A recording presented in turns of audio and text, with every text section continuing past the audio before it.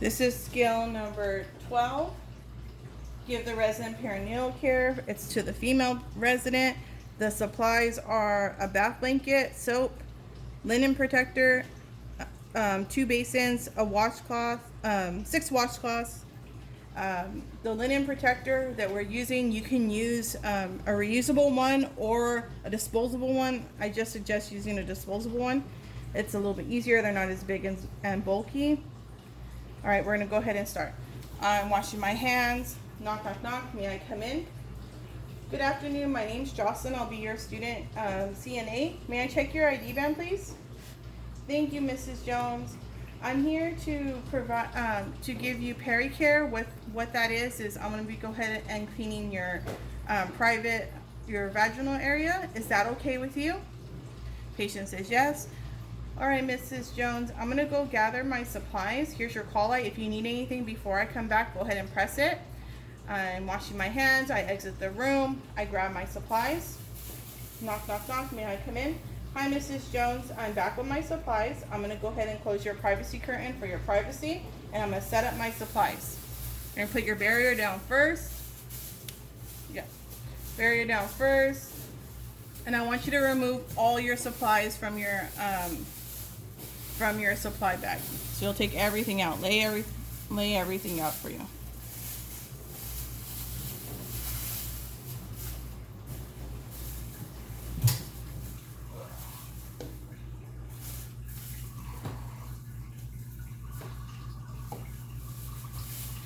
Patient's bed is still at the lowest position.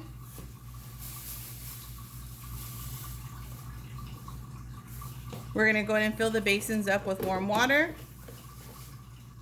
She'll test the water. It's 105 degrees, feels good. Now have the patient test the water. Ms. Jones, would you mind testing the water, see if it's a good temperature? She says yes. You're going to test the other one. All right, it's good temperature. You're going to put soap in the basin closest to you. If you put it in the basin furthest from you, you risk cross-contamination and getting soapy water into that rinse water. So we don't want to do that. Now we are able to raise the bed up to a good working level. So all right, Mrs. Jones, I'm going to raise your bed up to a good working level on the count of 3. 1, 2, 3. Raise the bed up. Bed's up. Bedside table. That's our pretend bedside table. Now we can set up our trash bag and dirty linen bag towards the front foot of the bed. So we have those ready. All right, Mrs. Jones, I'm going to go ahead and put a bath blanket on you. If you wouldn't mind assisting me by holding on to the top of the bath blanket while I bring down your bedspread. Thank you. So she holds on to that. And you're just going to make sure that you're doing a sweep motion. You're fan folding that down to the foot of the bed because we don't want to get that bedspread dirty.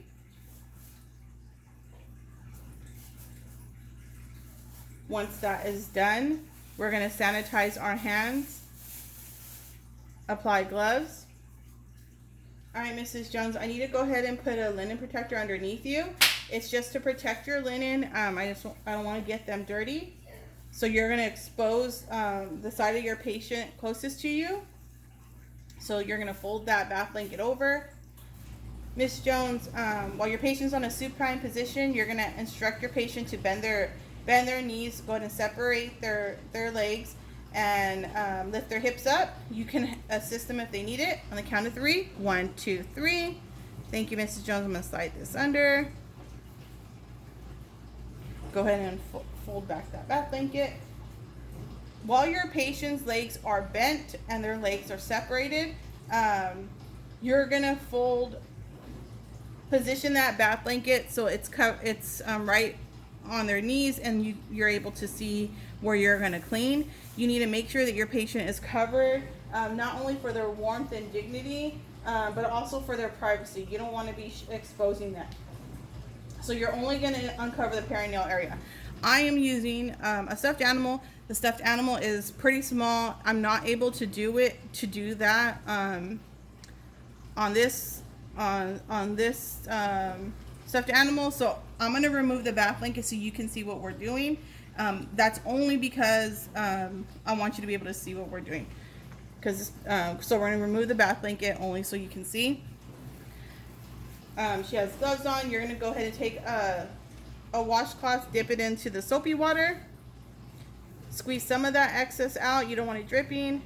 And then you're going to squeeze the rest of the excess on your patient's pubis area. And you're going to go ahead and clean. You're going to make sure you clean front to back. And then you're going to get another side. You're going to clean the outer side of the vaginal area, front to back. A new side. You can clean down the middle. Last side, you're going to clean the side closest to you, front to back. And you're going to go ahead and put that in the dirty linen. You're going to grab a new washcloth. You're going to put that in the rinse water. Squeeze some of that excess so we're not dripping on the bed. You'll squeeze the rest of the excess on your patient. And you're going to rinse the pubis area. Just repeating that same process. Go ahead and rinse the outer. Are you okay, Mrs. Jones? Is the water too hot or too cold? She says, no, it's a good temperature. You're going to clean the last side closest to you. And I'm going to put that in the dirty linen. We have another washcloth, and we're going to use that washcloth to pat dry. So you're going to pat dry the pubis area. Still doing it front to back. The side furthest from you. You can do the middle.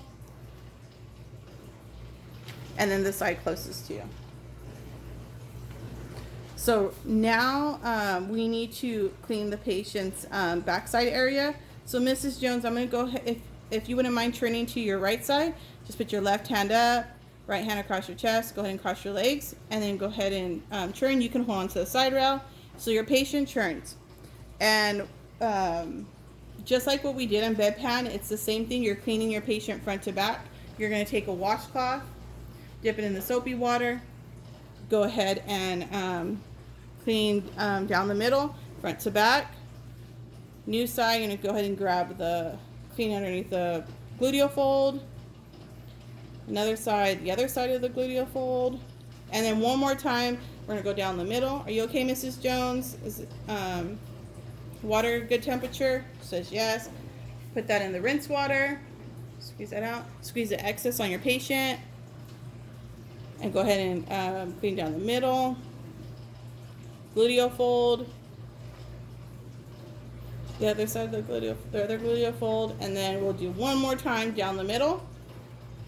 And we're making sure we're doing front and back. Good job. Next one. Go ahead and put, we're going to pat dry down the middle.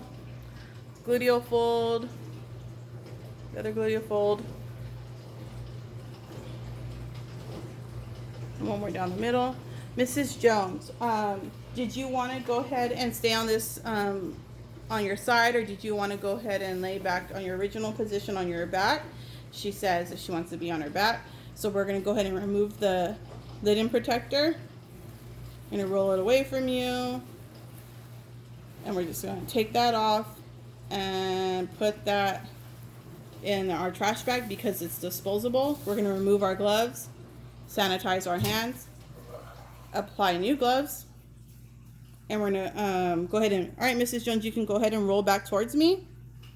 I'm going to go ahead and let's just put back the bath blanket. This would already be on your patient.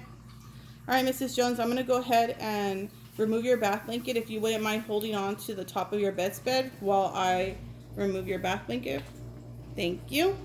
So you're just going to go ahead and sweep that down. You're going to make sure you're going to roll it away from you once it gets to the foot of the bed for infection control. Put that in the dirty linen bag. All right, I'm going to close up your bags. Miss Jones, do you need anything else? She says no. Are you in a comfortable position? She says yes. You're going to make sure that her blankets are wrinkle free. You're going to remove your gloves, sanitize your hands, go ahead and lift the side rails up, put that bag down, put the bag on the bed, raise the side rails up, go to the foot of the bed. You're going to check body alignment. The dirty linen bag and the trash bag stays on that bed. You're not putting that on your bedside table. You check body alignment. You lower their position to the lowest position. Once your patient is at the lowest position, then we can start cleaning up. So you're going to dispose of the trash bag, the dirty linen bag. You're going to take the 2 basins. You're going to dump the water. You're going to wash it, rinse it. I'm sorry. I apologize. You need to sanitize your hands.